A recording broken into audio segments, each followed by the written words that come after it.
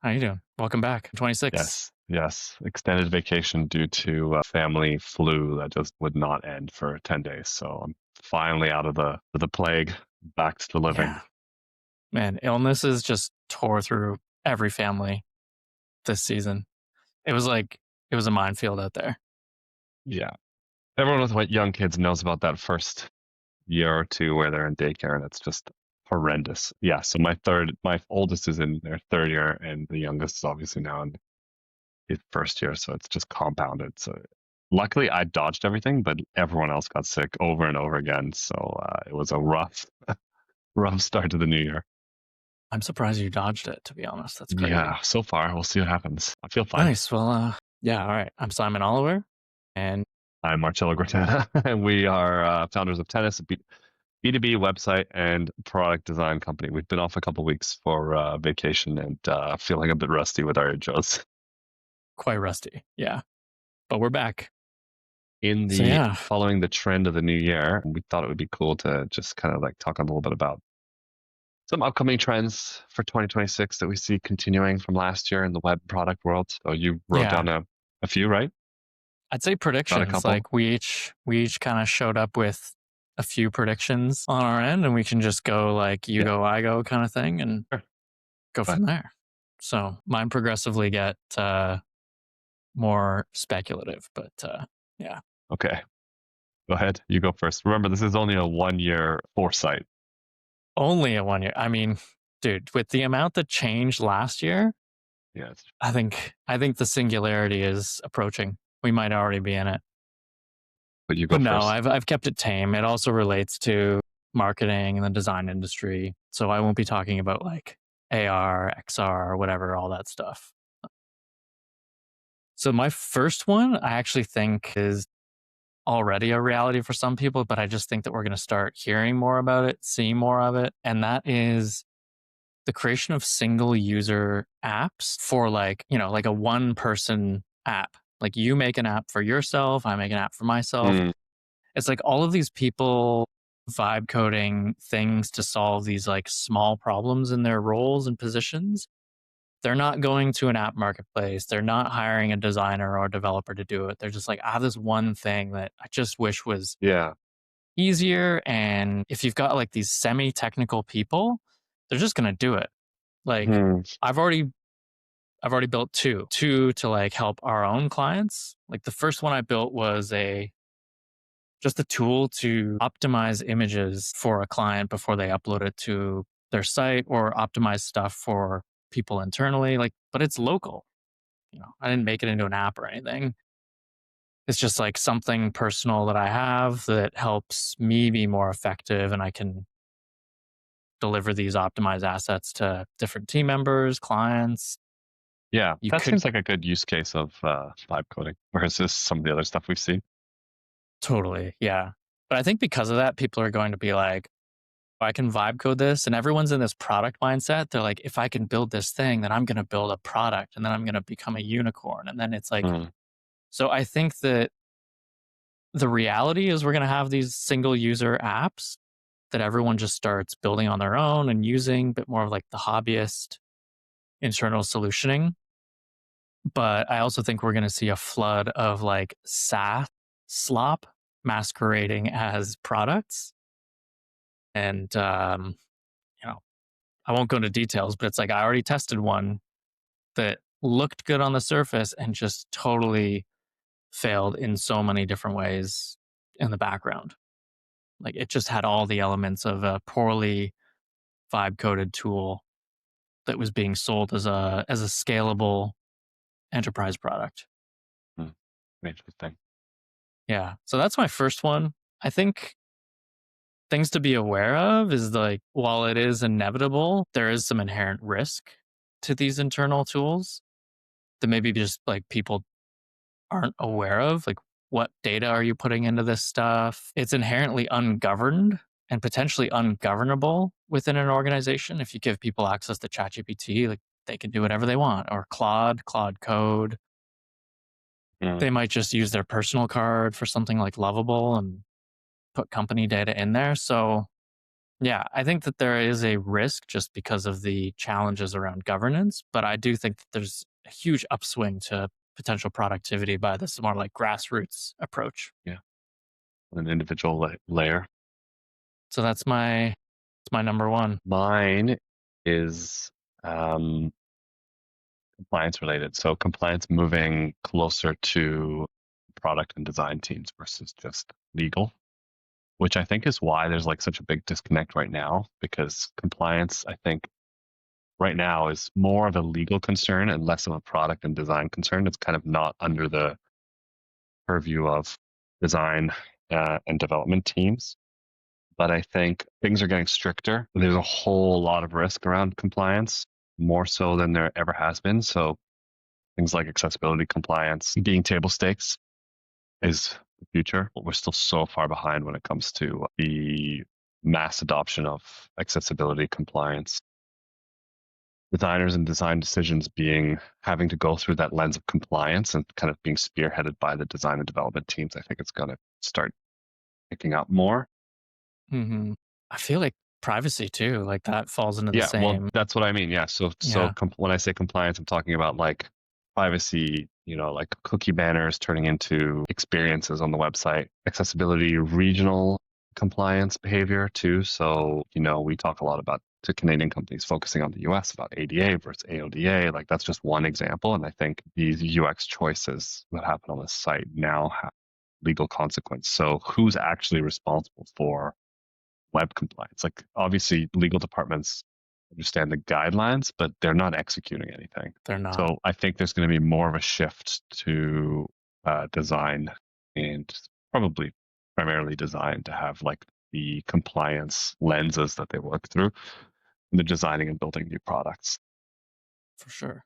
And then in addition to all those other compliance policies, AI policies, right? Like how are you using data? Are you using AI on a website or forms or whatever format organizations are using AI through user experience? Like those policies need to be figured out as well. It needs to be communicated as part of the UX experience. And there's some companies that are starting to do a pretty good job and are conscious about those things, but it's the minority at the moment. So I think that's going to change quite a bit.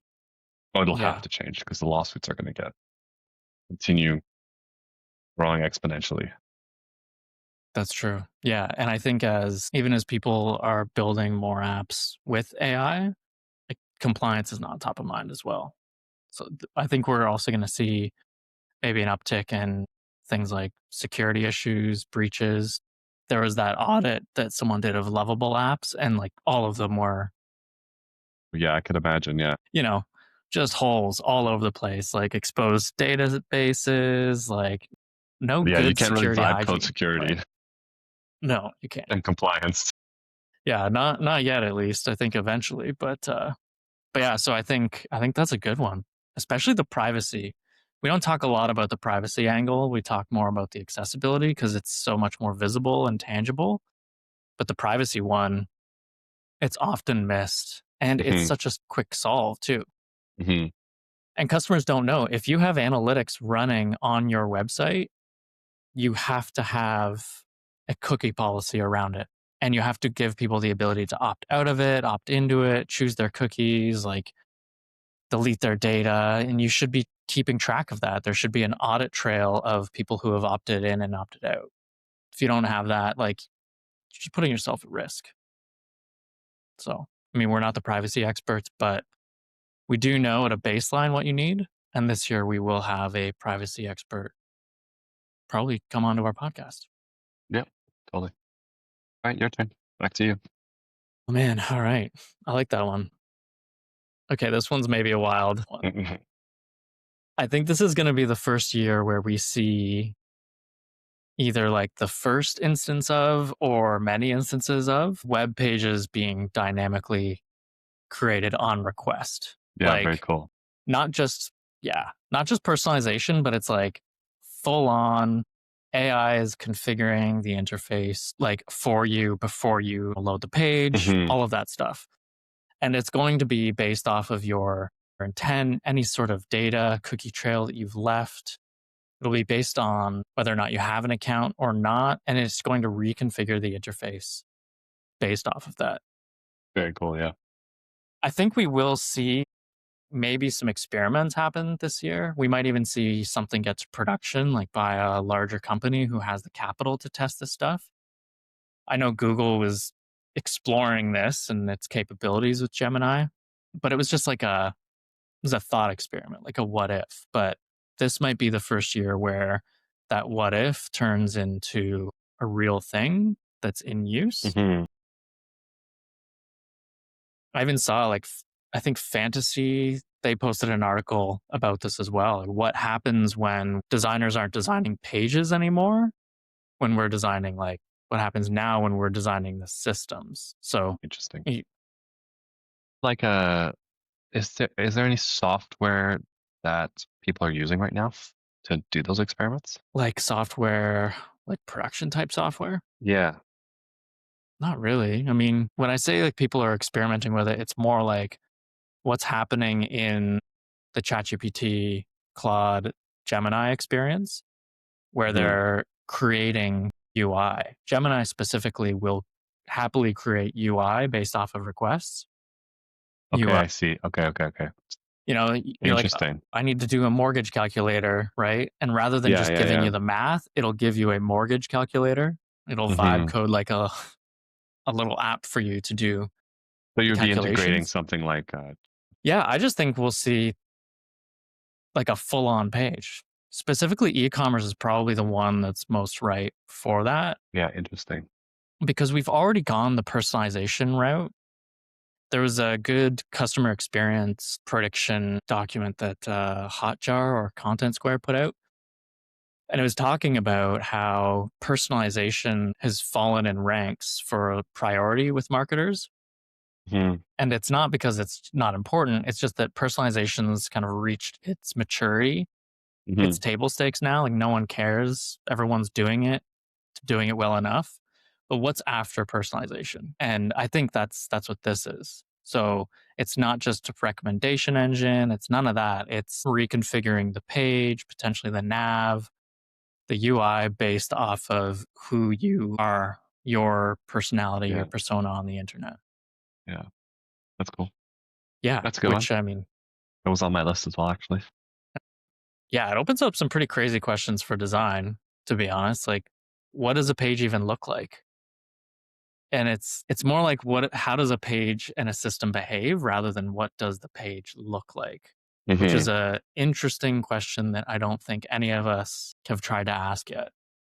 Yeah, I'm also curious about like the inputs, right? Like what is the data from the user? Yeah, I mean, it's like how does personalization work, right? Why do you get served the ads you get served? Yeah, true. I mean, I get it for like search, but for a website where you're going to something specific. Yeah, I guess, I mean, the data's out there. You have access to it. You can Yeah, make some inferences from it. So you carry around so much baggage with you on the yeah, internet. it's true. It's true. Think of how Interesting. much data is out there that you've agreed to give. Yeah. It's concerning. Some have given our DNA to a company that is now Yes, what's some of happened us. with what was that called? 23andMe? What happened with them? Data breach or something? They had a breach. Yeah, they had a really And now interesting they're and breach. now they're are they bankrupt now or they were shut down? I mean, they definitely took a hit. I deleted all of my data from them. You did. Oh, okay. Yeah, I did. I remember when that was a thing and we were talking about it and you were going full steam into it. And I was like, but won't a private company have your DNA? This is a whole other topic. I could create an hour long discussion. You know, it's the consequence of early adopters. We throw Yeah, caution to the exactly. wind.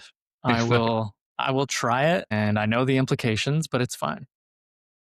There's still data on the web I can't scrub from my like early adoption moment in university. Oh yeah. So 23andMe is bank. Just looked it up. They're trying to sell Whoa. All Canadians. right. They're trying to sell their genetic information. Wow, they're selling it. Oh, I'm glad I deleted my data. That's scary. 27 U.S. states have filed a lawsuit to block the sale. Anyways, good sidetrack Yeah, yeah. because that was a moment in time that was quite interesting. All right, Yeah. I'll go next. Yeah, so I think the next one for me is just the continuing trend of websites as living systems, not just static launches. We talked about this. We talk about this quite a bit, and I think it's just like ramping up. Honestly, the use case for why a website should just continue being a living system is so strong, supported by so much technology, and it touches so many different departments that it kind of doesn't make sense to me to think of it as a static product anymore. That if you're thinking like that, you're kind of missing the everything that's going on. I actually was going to say missing the point, but you're just missing out on everything that's happening on web and technology and like how much potential there is. I mean, we know ourselves from some of the experiments we've been doing with our website as like a smaller group, like how impactful some of this stuff can be, but it requires constant work, basically. And then when you talk about things like modular layouts that can be rearranged, especially with AI, um, the long term view of it is that you can remove all of the manual labor that happens with current modular layouts and potentially inject like some level of AI into that and continuously That's true. optimize based on traffic and people, and you start to remove like some of that human capital in that process because it can be, if you're doing it internally, it can be pretty time consuming. If you think about like A/B testing beyond call to actions, things like page structure, narrative order, visual hierarchy, like one of the big strengths a long time ago, we don't see a lot of projects going from like print to digital anymore. But when we were doing more of that kind of work, one of the big value adds there has always been like you're moving from a print product to a digital product. You've got all this data and you could basically like rearrange everything based on how people are engaging with your content. And those typically work for products, but that same approach should be taken for the website as well. It's just going to continue to grow because there's Yeah, just that's so a good much one. great technology to support that. Yeah. And remember what you need if you're going modular, like you need a design system. You need like a Yes. thoughtfully Yeah. produced and constructed and implemented design system. Otherwise, it just can't work. So definitely like to piggyback on that, design systems will just become more and more important as this stuff evolves with that. And yeah, I love the nod to our last year point about like the website is a product. Like it's a constantly evolving, constantly changing thing, and to avoid the trap of set it and forget it and then redesign it every 3 to 5 years, you need to treat it like a product. Yeah, I think we've been saying that for so long, but I think that the only difference now is that it's easier to treat it as a product. Like 10 years ago, we were saying that, but it would require a lot more manual work. But now there's just so much technology and stuff that you use and integrate that can run tests, collect data, help you make these decisions, right? Yeah, absolutely.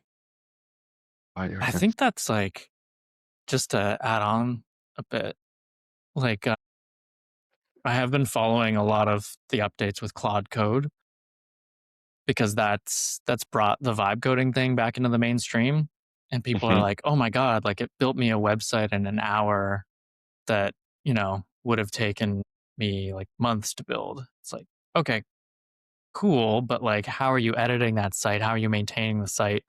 Because what people miss about the whole vibe code thing is, yeah, you've conjured this thing into existence, but literally the only way to interact with it after is to continue the prompts and the vibe coding. Mhm. So if you try to add a new feature, you're adding a new feature to something in production, which is risky, right? And I think there's magic around this and that's cool, but you still need a CMS. You still need something that you can offload to the marketing resources to go and build. What are you going to do with this vibe coded website? Are you going to just let them sign into your like vibe coding account and just be like, just prompt the rest of the experience? Oh, you want to add a page? We'll just prompt that page into Mm. existence. Like, no, that goes against the whole idea of design systems, repeatability, scalability. Because what happens when you pass it to someone who doesn't know what they're doing? Prompts take time. Like it's really not as easy as people make it out to be. That's the hype Yeah, machine. yeah. And it doesn't work for large organizations. Like I haven't even seen an experiment. And most of these discussions and these like comments of like, oh, if I put in a website or whatever, a lot of it I see is just like a person doing it as an experiment, and I haven't really seen anything that's like production scale for a business larger than maybe a startup marketing website. Like I haven't seen anything in that space, and I don't think it's even possible. I mean, I get like all these micro experiments that are happening, but it just doesn't work at this scale. No, it definitely doesn't. Yeah, I would equate it to the Squarespace rush. Like when that site Yeah. builder came online and they really pushed hard on their marketing, people were excited. They're like, oh, this is the death of design and development. It's like, no, this is just mom and pop shops that get to stand up a website for $200 a year now. Right. Mm-hmm. Mm-hmm. Yeah, your turn. All right. I had four, but so this way I can cherry pick mine. I've got one It's more kind of after. related to your last one. It's just this idea that like we're really going to see that customer journeys are not linear anymore. Like they're way more horizontal. They touch the product, the marketing, the support, the content, operations. Like it's that holistic lens that Mm-hmm. we view all of our work through. Mm-hmm. But I think with the way everything's going, people are just waking up to this idea that it's so much more multifaceted now than ever. There's a Yeah, couple totally. things. Yeah. So yeah, I don't know. I don't know if you got anything to add on to that, but No, I think like it's I totally by the way, we should add that we haven't actually reviewed uh any of our predictions, each other's predictions before this. So these are all genuine responses. No, I totally agree. I think, that that presentation I did in Raleigh, I think it's the one where yeah. we're just talking about like customer intimacy and knowing your customers and then like meeting them in the digital space, providing tools and services, whatever. It's just an example of like how much your digital channels can scale, right? Like not just a website anymore. It's website, microsite, calculator, phone, walking in through the front door of the office, like dealing with Yeah. sales reps. It's Zoom. It's like the customer experience just goes so much further than where it used to, begin and end. Yeah. And I think connecting all of that together is really the point I'm trying to make here. Like, Hmm. because you have Hmm. omni-channel, right? And omni-channel Hmm. is that's a legacy thing that's been around for ages. We all know what it is. But like now we're not just talking about, well, like someone sees this ad here. It's like, well, no, they're going to see an ad, they're going to see social, they're going to go to the product, they're going to go to the website. And that whole path, it's like a spider web like, expanding outwards. It's not just a single journey anymore. It's like all of these different touch points within like a really rich network of the journey that need to be accounted for. And I think that's just really interesting to me, like the way things are going to go. Yeah, it's hard to connect all that stuff, as you know. I feel like that's like a full-time job, managing all these connected channels and the data that flows through them. Yeah. But like So we'd much work. said on our last episode about the marketing tech, like the MarTech stack, there's tools out there to help with following these signals, Yeah, it's right? true. Yeah. And I think those are the people trying to build the glue between these things. Yeah. You have all these different pillars, but there's the glue in between. So how do we start taking action on like insights and signals and data? Hmm. And that's the piece that I think has largely been missing at the tier of work that we do, which is the you know, mid market. I think enterprise have figured it out. We're not talking about the Walmarts. They have like whole data analyst teams, right? All right, my last one. Just a way deeper sales tech stack integration with websites. As we know, the go-to-market bros are going off right now on their on their tech architectures and their tech stacks. It's absolutely insane what could be done right now on the sales tech stack side, and especially with depending on like how much AI you want to integrate. You can go so far down this path of just doing so much with so little when it comes to sales, funnels, outreach, all of that stuff. And I think the website is kind of like a hub for a lot of that data, not just the website analytics, but also just like the marketing strategies that you deploy through your website are part of a huge part of the inputs for these tech stacks. So like a deeper integrated sales and sales tech stacks with the website, I think it's going to be more of a thing in the future. Yeah, and then you're gonna have people vibe coding internal tools for them to figure that data out. Yeah, I mean for sure. But then also, when you talked about the personalized website, that's another crazy data input to a sales tech stack. Yeah, for sure. Like I think spinning up there's going to be, tests and experiments. and just seeing what people are interested in, right? Like that's a huge piece of information. Yeah, that's a solid one because the GTM stuff really took off last year with Clay and instantly like all of the GTM bros as you call them. Like I started seeing so many. This is my workflow posted Yeah, stuff yeah. on like LinkedIn. It was interesting. A lot of people were spending a ton of money testing this stuff out, but it's quieted down up until now. It has, yeah. Yeah, I think there's a lot of, I think there was definitely like a big explosion of that sort of experimentation going on. There's not much more that you can do other than once you've built those tech stacks, then you actually need to use them in order to drive some sort of sales and marketing. So I think there's not a lot to talk about there once you've actually built it out. But yeah, the website is just such a key part of the data input for the workflows like that. And that level Yeah, of that's true. intelligence injected into your sales teams. Yeah, that whole like de-anonymization stuff, like that only works if you can get someone onto the site. Fully. So if they're not visiting the site, then that's data you're missing out on. So how do you drive people there? And content strategies and all that stuff. Yeah, that's another solid one. That's my last one. Nice. Well, yeah, light intro to ease back into the year for us. Yeah. A All good right. listicle. Yeah, that's true. Sweet. Okay. Well, anything we need to Cool. wrap up? No, I think that's it. Nice. All right. Okay, Okay. see ya. Take it easy. See ya.